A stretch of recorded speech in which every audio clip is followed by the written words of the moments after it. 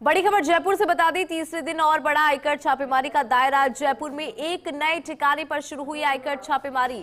अब कुल 26 ठिकानों पर चल रही आयकर विभाग की कार्रवाई। आयकर छापेमारी में बेहिसाबी नकदी बढ़कर पहुंची 5.34 करोड़।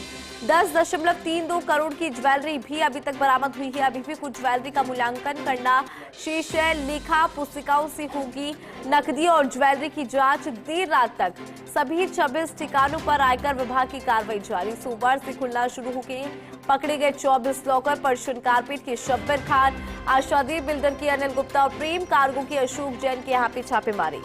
आशादी बिल्डर समूह की कंपनीज में तीनों ही निदेशक है और ब्रोकर के माध्यम से दुबई में अघोषित आय का निवेश किया गया। जयपुर में गोपालपुरा बाईपास, राजहंस colony, Brahmpuri, Anita colony, Bajaj Nagar, Bapu Nagar, JLN मार्ग स्थित कॉर्पोरेट टावर, निर्माण नगर आदि क्षेत्रों में ये कार्रवाई।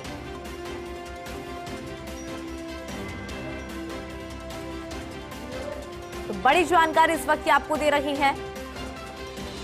अधिक जानकारी लेंगे इस पूरी खबर पर। एसोसिएट एडिटर विमल कोठारी जी हमारे साथ फोन लाइन पर है।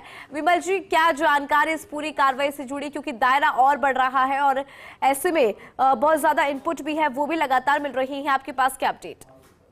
इंदु जी, इस पूरे मामले के अंदर बड़े अपडेट आए हैं। आज तीसरे दिन भी इनकम टैक्स की रेड जारी है और इस रेड के अंदर अब तक जो कार्रवाई हो रही है वो 22 ठिकानों से 24 हुए, 24 से 25 हुए और 25 से आज रविवार को बढ़कर 26 हो गए। अब तक जो बेहिसाबी नकदी इनकम टैक्स अधिकारियों के हाथ लगी है वो 5 करोड़ 34 लाख रुपए की नकदी है। 10 करोड़ 32 लाख रुपए की ज्वेलरी भी अब तक बरामद हो चुकी है और अभी भी कुछ ऐसी ज्वेलरी जिसका मूल्यांकन होना शेष है।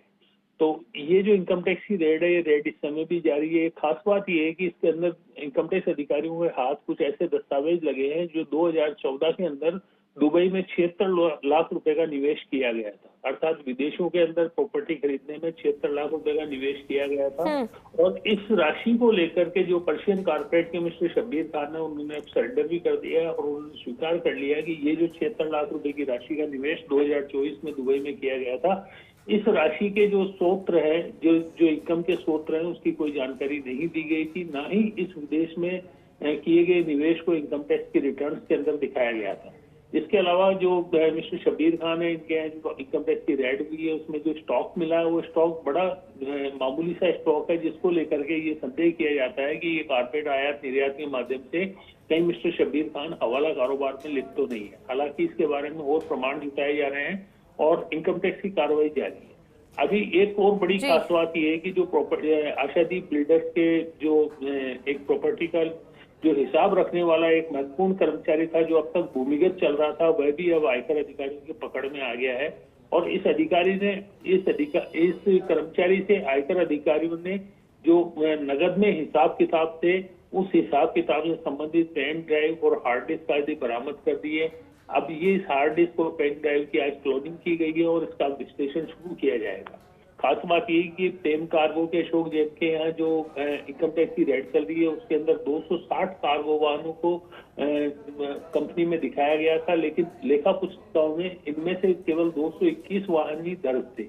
पूरे 260 वाहनों का खर्चा इन्हीं 221 वाहनों पर डाल दिया गया था। इससे कार्गो सेवाओं में जो इनकम टैक्स की रिटर्न है उसमें हानि दिखाई गई थी, अर्थात कार्गो सेवाओं में नुकसान ही दिखाया गया था, प्रॉफिट नहीं दिखाया गया।